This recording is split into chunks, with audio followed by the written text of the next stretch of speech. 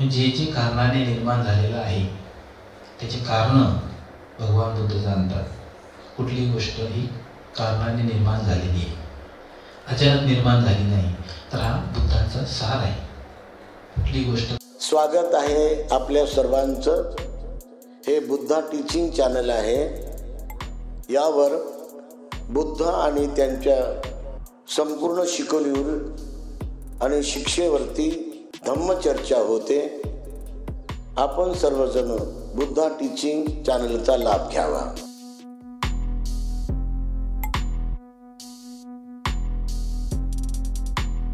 महाकारुणिक तथागत सम्यक संबुद्ध तथागतांचा सद्धम्माचा प्रचार करणारा पवित्र पूजनीय भिक्खू संघ, या तीन रत्नांना अभिवादन करून तीन रत्नांची ओळख करून देणारे विश्वरत्न बोधिसत्व परमपूज्य डॉक्टर बाबासाहेब आंबेडकर यांच्या क्रांतिकारी चळवळीमध्ये समर्पित राहून उपस्थित पूजनीय भिक्खू संघाला वंदन करून पूज्य भिक्खू डॉक्टर SR इंदवंस यांनी आयोजित केलेली 9वी बौद्ध धम्म परिषद, या परिषदेमध्ये उपस्थित उद्घाटक पूज्य भिक्खू अभयभक्त महाथेरो, पूज्य भिक्खू हर्षबोधी महाथेरो, पूज्य भिक्खू धम्मानंद, पूज्य भिक्खू संगानंद, पूज्य भिक्खू मंगलबोधी, पूज्य भिक्खू बुद्धघोष आणि पूज्य भिक्खू सुगत शांतेय, उपस्थित सर्व भिक्खूगण, उपासक उपासिका, अतिशय महत्त्वपूर्ण कार्य ऑनलाईन बौद्ध धम्म परिषदेच्या माध्यमातून पूजनीय भिक्खू डॉक्टर SR इंदवंस हे सातत्याने करत आहे. त्या आधुनिक युगामध्ये सर्वांजवळ मोबाईल आहे आणि त्या मोबाईलचा सदुपयोग झाला पाहिजे.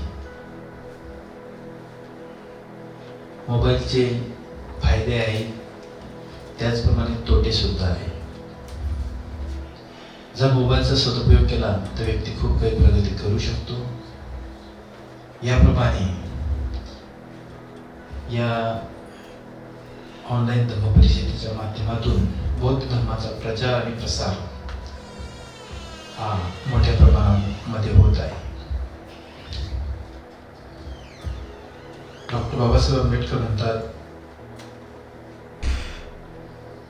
To spread of Buddhism is to serve of mankind. जे बौद्ध धर्माचा प्रचार प्रसार करणे ही एक मानवतेची सेवा आहे.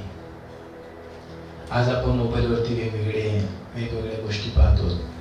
काही आपल्या कामाच्या आहेत आणि काही कामाच्या नाही, पण तरीसुद्धा आपल्या मनाला ते भावतात.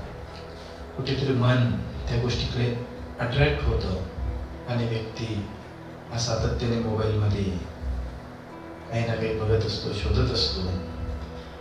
तर या माध्यमातून आपण बौद्ध धर्म डायरेक्ट आपल्याला ऑनलाईन कार्यक्रम, धम्म परिषद, भिक्खूंचं प्रवचन, मार्गदर्शन या गोष्टी आपल्याला सहज उपलब्ध होतात. ही खूप आनंदाची गोष्ट आहे. तर पूज्य भिक्खू संघाच्या उपस्थितीमध्ये या ठिकाणी उद्घाटक बोलून गेले, पूज्य भिक्खू अभयपुत्र महाथेरो, बुद्ध विहार कसे असावेत.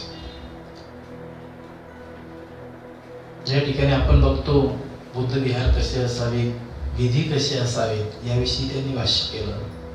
विधी हे बरोबर आहेत, परंतु कोणता विधी कुठे घ्यावा याचं सुद्धा प्रयोजन आहे आणि केव्हा घ्यावा याचं सुद्धा प्रयोजन आहे. आज आपण समाजामध्ये बघतो, कुठलाही कार्यक्रम असेल, भिक्खू संघाला भोजनदान असेल तर ते वेळेवर व्हायला पाहिजे. विकाल भोजना वेळ म्हणे. विकाल म्हणजेच अवेळ. ही पौर्णिमेलाच असली पाहिजे, अमावस्या अष्टमी असं नाही, तर ते डेली रुटीनमध्ये असायला पाहिजे. जेव्हा जेव्हा भिक्खू संघाला आपण भोजनासाठी आमंत्रित करतो तेव्हा त्यांना वेळेवरतीच भोजन आपण उपासकाने दिलं पाहिजे आणि त्यांनी सुद्धा वेळेवरती भोजन केलं पाहिजे. हे अतिशय महत्त्वपूर्ण आहे. इथे आपले विधी असतील, साक्षीगंध असेल, मंगल परिणय असेल, हे सुद्धा वेळेमध्येच लागले पाहिजे. आज आपण बघतो 12:30चं लग्न आहे, तर ते लग्न फार उशिरा लागतं. तर या गोष्टीला कुठेतरी आपण कटाक्ष टाकला पाहिजे, लक्ष दिलं पाहिजे. का बौद्ध धर्मामध्ये वेळेला अनन्य साधारण महत्व आहे. Time is very important. वेळ एकदा हातून निघून गेली ती निघून जाते, पुन्हा ती येत नाही. अशा पद्धतीने भगवान बुद्ध म्हणतात, माणसाने आपल्या मनाला संस्कारित केलं पाहिजे. मनाला संस्कारित करणे हे बौद्ध धर्मातील पहिलं प्रथम आपलं काय त्याला प्राधान्य असलं पाहिजे. हे पुण्यकर्म आहे. मनाला संस्कारित करणे. कुठली गोष्ट 2 वेळा घडते. प्रथम मनामध्ये घडते आणि नंतर वास्तवात ती गोष्ट घडत असते. मग मनाला संस्कारित आपण केलं पाहिजे. आपल्याला संस्कार विधी दिलेले आहेत. बौद्ध धर्मामध्ये जे जे संस्कार विधी आहेत ते कटाक्षाने आपण त्यानुसारच प्रोग्राम, विधी, आयोजन या गोष्टी केल्या पाहिजे. भगवान बुद्धांनी जे काही धर्मपदामध्ये 24 वर्ग सांगितले आहेत त्यापैकी चित्त वर्ग, सर्वच वर्ग महत्वपूर्ण आहेत. मग ते चित्त वर्ग आहे. त्यातील पहिली गाथा, बंधनं चपलं चित्तं दुरखं दुर्निवारयं उजु करोति मेधावी उसुकारोवती जनम. मन हे चंचल आहे, मन हे चपळ आहे. लाखो मैलांचा प्रवास मन क्षणामध्ये करत असते. म्हणून त्या मनाला आपण काय केलं पाहिजे? प्रतिबंध घातला पाहिजे. उचू करोती मेधावी उसुकारोवती जन. जो मेधावी मनुष्य आहे, हुशार व्यक्ती आहे, तो त्या चित्ताला, मनाला अटकाव करू शकतो. एक व्यक्ती जो जीवनाला कंटाळला, फ्रस्ट्रेट झाला, मग त्याला असं वाटलं की आता आपण काय करावं, हे जीवन त्याला नकोसं झालं, म्हणून तो जंगलामध्ये निघाला. तर वाटेमध्ये त्याला एक पाटका दिसला. तो पाण्याला वळण लावत होता. पाणी हे निर्जीव आहे, त्याला वळण लागू शकतं. तो बरोबर जेवढं पाहिजे तेवढं पाणी समोर त्याला बांध घालून पाण्याला वळवत होता. पुढे जाऊन त्याने एका सुताराला बघितलं. तो ओबड धोबड लाकडांना तासून त्यापासून अवजार तयार करत होता. तोडलेले लाकडं हे सुद्धा निर्जीवच आहे, पण त्यांना सुद्धा आकार देता येतो. पुढे त्याने एका लोहाराला पाहिलं. तो लोखंडाला तापून त्यापासून अवजार, वेगवेगळ्या वस्तू तयार करत होता.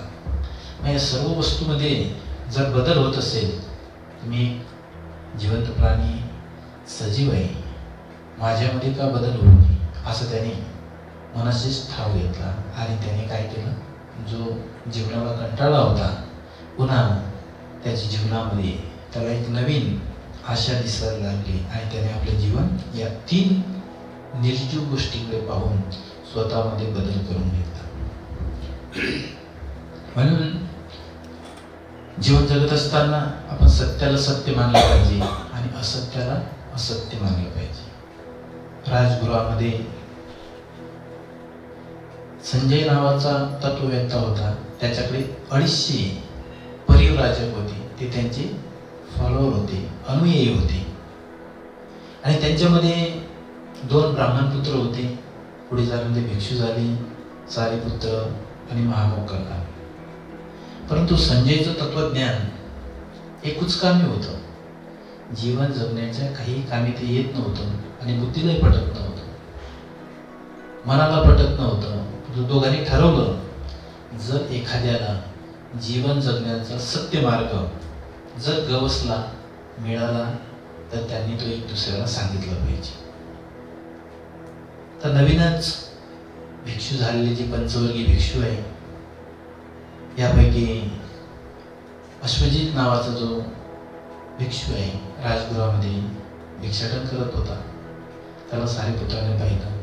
तो अतिशय जोखडवर अंतरावरती त्याची नजर, धीर गंभीर चाल आणि अशा पद्धतीने चेहऱ्यावरती तेज असं रूप बघून सारिपुत्राला वाटलं की या श्रमणाला, या भिक्खूला जीवनाचं महत्त्व कळालेलं असावं. पण आपण यांना विचारलं पाहिजे, बोललं पाहिजे. परंतु आता ते भिक्षाटन करत आहेत आणि भिक्षाटन करत आहे म्हणून ही अयोग्य वेळ आहे त्यांच्याशी बोलण्याची, संभाषण करण्याची. म्हणून त्यांनी त्यांना जाऊ दिलं आणि ते आपल्या पर्णकुटी शेजारी जाऊन त्या ठिकाणी ते भोजन झाल्याच्या नंतर सारिपुत्राने विचारलं की माशे आपण कोण आहात, आपले गुरु कोण आहे, कोणामुळे आपण वैराग्य धारण केलं, काश्यावस्त्र धारण केलं. तर त्यांनी सांगितलं शाक्य कुळामध्ये जन्मलेले जे तथागत सम्यक संबुद्ध आहे ते माझे गुरु आहेत आणि त्यांच्या नावानेच मी चिवर घेतलेला आहे. त्यांची शिकवण काय आहे, तर त्यांची शिकवण ही अतिशय गंभीर आहे, खोल आहे, अगाध आहे. परंतु संक्षिप्त स्वरूपात ते मी तुम्हाला सांगतो.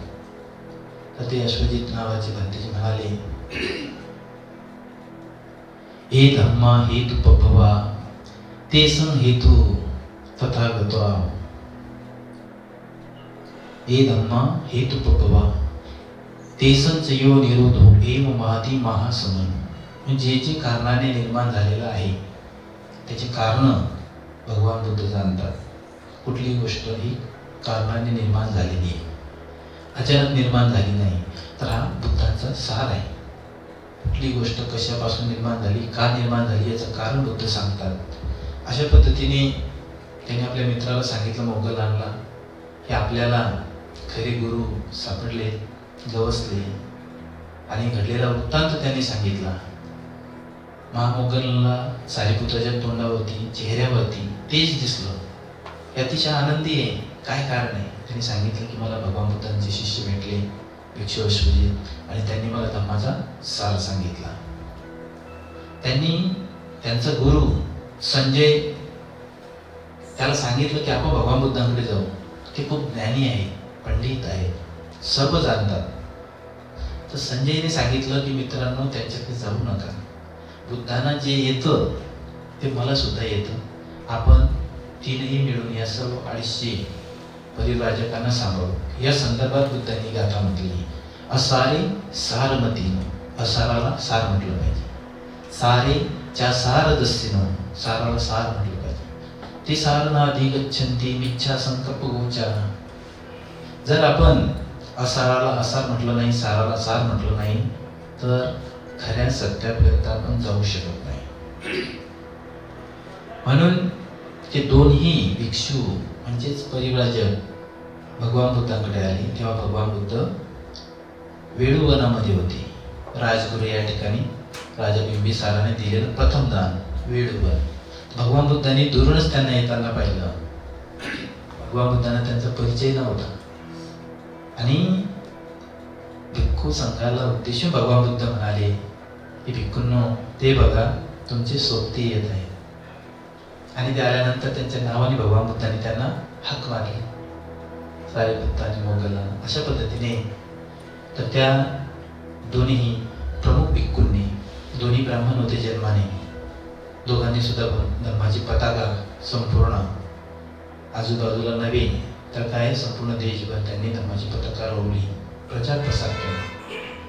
सारिपुत्तांना भगवान बुद्धांचा उजवा हात म्हणतात, महामोगलांना भिक्खूंना भगवान बुद्धाचा डावा हात म्हणतात. एवढं त्यांचं महत्त्व भगवान बुद्धांच्या जीवनामध्ये आहे किंवा आपल्या बौद्ध धर्मामध्ये आहे. भगवान बुद्धांनी सर्वप्रथम दिलेला जो उपदेश आहे तो अतिशय महत्त्वपूर्ण असा उपदेश आहे, धम्मचक्र प्रवर्तन सूत्र. की यामध्ये धर्माचा सार आहे. 4 आर्य सत्य आहे, आर्य अष्टांगिक मार्ग आहे, 4 आर्य सत्य 3 प्रकारे समजून सांगितलेलं आहे.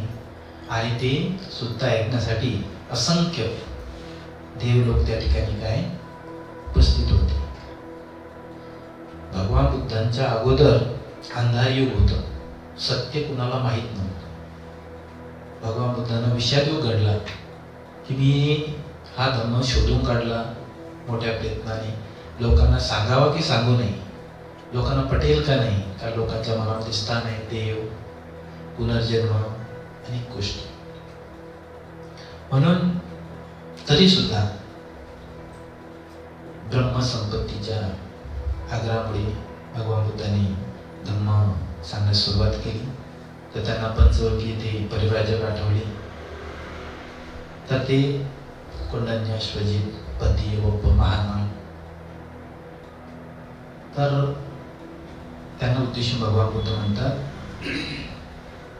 एवं मे सुतं एकं समयं भगवा वाराणस्यं विहरति इसी पतने मेघदाये तत्र को भगवा पंचवर्गीय भिक्खू आमंतेस. हे भिक्षू आनंद सांगतायत. एवं मे सुतं, असं मी ऐकलं आहे की एकदा भगवान बुद्ध ऋषी पत्तन मेघदाय वनामध्ये ज्या ठिकाणी पंचवर्गीय भिक्षू राहत होते त्यांना उद्देशून म्हणाले, द्वेमे भिक्खवे अंता पपजितेन न सेवी तब्बा.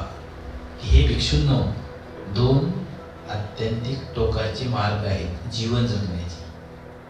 त्याचं तुम्ही सेवन करू नका, त्यानुसार तुम्ही आचरण करू नका. द्वेमे भिक्खवे अंता पपजितेन न सेवी तब्बा. योचाय कामेषु, पहिला मार्ग आहे कतमे द्वे. योचाय कामेषु काम सुखल्लिकानो योगो हीनो गमो पुथुजनिको अनरेयो अनंत संहितो.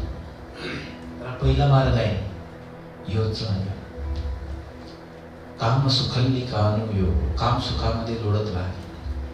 हीनो गमो, हा मार्ग हीन आहे, खालच्या दर्जाचा मार्ग आहे. गम्मो, ग्राम्य लोकांचा हा मार्ग आहे, गावंढळ लोकांचा मार्ग आहे. हीनो गम्मो. पोथुजनिको, जे पृथक झालेले आहेत अशा लोकांचा हा मार्ग आहे. अनरियो, जे आर्य नाहीत त्यांचा हा मार्ग आहे. आर्य म्हणजे श्रेष्ठ. अनंत संहितो, हा मार्ग अनर्थकारक आहे. या मार्गाचा तुम्ही काय करा, त्याग करा. पुढचा मार्ग आहे दुसरा, योचाय अतकिल मथान योगो दुःखो अनरियो अनंत संहितो. योचाय अतकिल मथान योगो दुःखो, स्वतःच्या शरीराला त्रास देणे, हा दुसरा मार्ग आहे. हा मार्ग कसा आहे, हा सुद्धा अनर्थकारक मार्ग आहे. हा मार्ग सुद्धा तुम्ही सोडून द्या. काही लोक पायात चप्पल घालत नाहीत, काही लोक पुरेपूर कपडे घालत नाहीत, काही लोक उपाशी राहतात, काही वेगवेगळे संकल्प करतात की जे केल्यामुळे माणसाच्या शरीराला त्रास होतो. पुरेपूर पाणी न पिणे, जेवढं आवश्यक आहे तेवढं पाणी पिलं पाहिजे, आवश्यक तेवढं भोजन घेतलं पाहिजे. पण त्या गोष्टी काही लोक करत नाही. त्याच्यामुळं त्यांच्या शरीराला त्रास होतो आणि शेवटी काय होतं, अनंत संहितो, अनर्थ घडतो, म्हणजे स्वतःच्या शरीराला त्रास होतो, बऱ्याच व्याधी उद्भवतात वगैरे. मग भगवान बुद्धांनी शोधून काढलेला मध्यम मार्ग आहे, त्याचा अनुकरण करा. एते भिक्खवे उभो अन्ते अनुपगम्य मचिमा पटिपदा तथागतेन. दोन्ही मार्ग सोडून द्या. काम भोगाचा मार्ग सोडून द्या, स्वतःच्या शरीराला त्रास देण्याचा मार्ग सोडून द्या आणि भगवान बुद्धांनी शोधून काढलेला मध्यम मार्ग त्याचा अनुसरण करा. एते भिक्खवे उभो अन्ते अनुपगम्य मचिमा पटिपदा तथागतेन अभिसंबुद्ध. भगवान बुद्धांनी शोधून काढलेला मध्यम मार्ग आहे, त्याचं अनुसरण करा. हा मध्यम मार्ग कसा आहे, कतमा जसा मचिमा पटिपदा तथागतेन अभिसंबुद्ध. भगवान बुद्धांनी शोधून काढलेला हा मध्यम मार्ग आहे. चक्षु करणी, दृष्टी प्रदान करणारा मार्ग आहे. या न करणी जे ज्ञान प्रदान करणारा मार्ग आहे. उपसमाय शांती देणारा मार्ग आहे. अभियाय उच्च प्रकारची विद्या देणारा मार्ग आहे. संबोधाय निब्बानाय संवदती संबोधीकडे घेऊन जाणारा मार्ग आहे. निर्वाणाकडे घेऊन जाणारा मार्ग आहे. त्याचं आपण अनुसरण करा. अयमेव अर्यो अष्टांगिको मग्गो हाच तो आर्य अष्टांगिक मार्ग आहे की ज्यालाच मध्यम मार्ग म्हणतात. अयमेव अर्यो अष्टांगिको मग्गो सेयथीद. उदाहरणार्थ सम्मा दिट्ठी, सम्मा संकप्पो, सम्मा वाचा, सम्मा कम्मंतो, सम्मा आजीवो, सम्मा वायामो, सम्मा सती, सम्मा समाधी. हा अष्टांगिक मार्ग आहे. सम्यक दृष्टी, सम्यक संकल्प, सम्यक वाचा, सम्यक कर्मांत, सम्यक आजीविका, सम्यक व्यायाम, सम्यक स्मृती आणि सम्यक समाधी यानुसार आपण आचरण करा. हा मध्य मार्ग भगवान बुद्धांनी शोधून काढला. महत् प्रयत्नाने भगवान बुद्धांना खूप प्रयत्न करावे लागले. 6 वर्ष कठोर तपश्चर्या त्यांनी केली. सर्व प्रकारचा त्यांनी अभ्यास केला. समाधीचा अभ्यास केला, वैराग्याचा अभ्यास केला, खूप अभ्यास केला. पुढे भगवान बुद्धांनी 4 सत्य सांगितले. इदं खोपन भिक्खवे दुःख आर्य सत्यम. हे भिक्षूंनो, दुःख हे एक आर्य सत्य आहे हे तुम्ही जाणा. आर्य म्हणजे श्रेष्ठ असं सत्य भगवान बुद्धांनी सांगितलं या जगाला सर्वप्रथम. आणि जो या सत्याला जाणतो तो जीवनाला जाणतो. सामान्य माणसाचे सामान्य दुःख असतात, परंतु भगवान बुद्धांनी सांगितलेलं जे दुःख आहे ते वैश्विक दुःख आहे. युनिव्हर्सल ट्रुथ म्हणतात त्याला. 4 आर्य सत्य. तर भगवान बुद्ध म्हणतात जातीपी दुःख. जन्म होणे दुःखदायक आहे, परंतु या ठिकाणी एखादा जन्माला आल्यानंतर लोक साखर वाटतात, पेढे वाटतात, जिलेबी वाटतात. जन्माला येणारा रडत येतो, बाकीचे लोक मात्र आनंद त्या ठिकाणी साजरा करतात. जातीपी दुःख. जन्म होणे दुःखदायक आहे. जरापी दुःख. आजारी पडणे दुःखदायक आहे. जरापी दुःख म्हातारपण दुःखदायक आहे. व्याधीपी दुःख. आजारी पडणे दुःखदायक आहे. मरणंपी दुःख. मृत्यू होणे दुःखदायक आहे. अप्रिय संपयोगो दुःख. अप्रिय व्यक्तीची भेट होणे दुःखदायक आहे. प्रिय विपयोगो दुःख. प्रिय व्यक्ती आपल्याला सोडून जाणे हे दुःखदायक आहे. संकेतेन थोडक्यात पचुपादान खंदा दुःख. 5 उपादान स्कंद हे दुःखाचे आकार आहे. रूप, वेदना, संज्ञा, संस्कार, विज्ञान हे दुःखाचा आधार आहे. जसं एसटी आधार तसं दुःखाचा आधार म्हणजे दुःखच दुःख आहे. मनाप्रमाणे आपल्याला दृश्य नाही डोळ्यापुढे दिसलं तर माणसाला दुःख होतं. चांगला मधुर आवाज नाही आला तर दुःख होतं. जिभेला चांगली चव नाही लागली तरी सुद्धा माणसाला दुःख होतं. पुढे भगवान बुद्ध म्हणतात इदं खोपन भिक्खवे दुःख समुदयं आर्य सत्यम. दुःख एकटं नाही तर दुःखाचा समुदय आहे. दुःख कधीच एकटे येत नाही. येताना ते त्यांचे जे इतर सहकारी त्यांना सुद्धा घेऊन येतात. यायतन्न पुनः भविका नंदी राग सहगता तत्र तत्राभिनंदिनी सेयथीद कामतन्न भवतन्न विभवतन्न या 3 तृष्णा सोबत येतात. दुःखाचा समुदय आहे. ही जी तृष्णा आहे अतिरेकी इच्छा ही पुन्हा पुन्हा जन्म घेणारी आहे. एखादा व्यक्ती आजारी ज्यांना शुगर आहे पण तरी ते चहा पीत असतील, गोड खात असतील तर त्यांना काय आहे त्या ठिकाणी त्रास होणार आहे. ही तृष्णा आहे. या येतं पुनः भविका नंदी राग सहगता म्हणजे मनाला वाटेल तिकडे ती धावत असते. चांगलं वाटलं तिकडे धावत असते. तत्र तत्र अभिनंदी सेयत काम तृष्णा भव तृष्णा विभव तृष्णा. पुढे तिसरं आर्य सत्य, इदं खोपन भिक्खवे दुःख निरोध आर्य सत्यम. दुःखाचा निरोध करता येतो. दुःख निरोध कसा करता येतो? यो तस्सा एव तन्नाय, वर वर्णन केलेल्या 3 तृष्णा. यो तस्सा एव तन्नाय, असेच विराग निरोधो जागो. त्यांना असेच विराग निरोधो जागो, त्यांचा काय करायचा? प्रतिकार करायचा. जागो त्याग करायचा. पटी निसर्ग, प्रतिनिसर्ग, पाऊस पडणे हा निसर्ग आहे.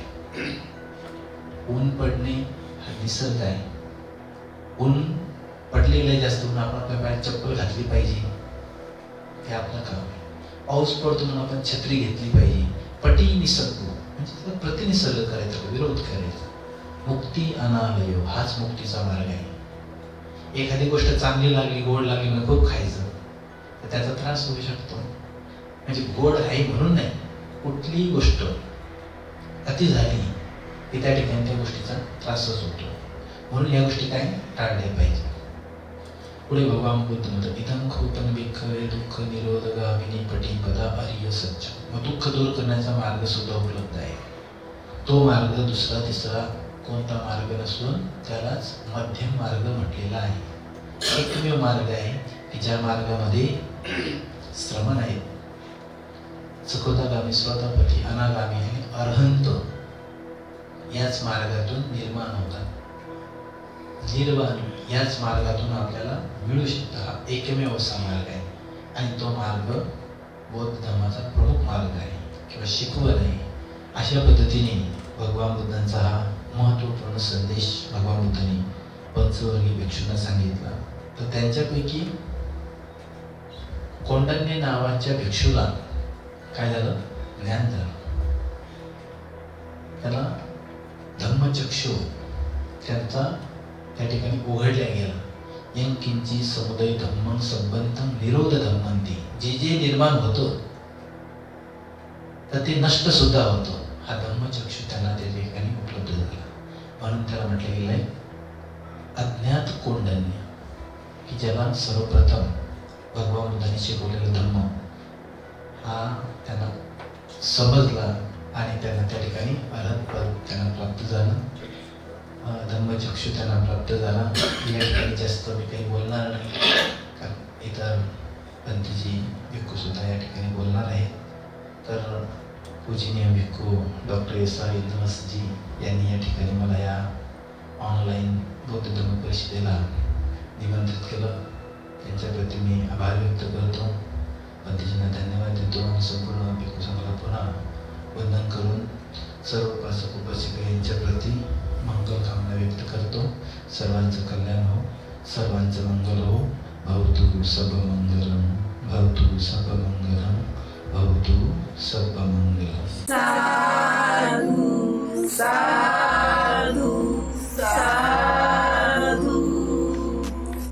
बुद्धं नमामि, बुद्ध को नमन करता हूँ. धम्मं नमामि, धम्म को नमन करता हूँ. संघं नमामि, संघ को नमन करता हूँ.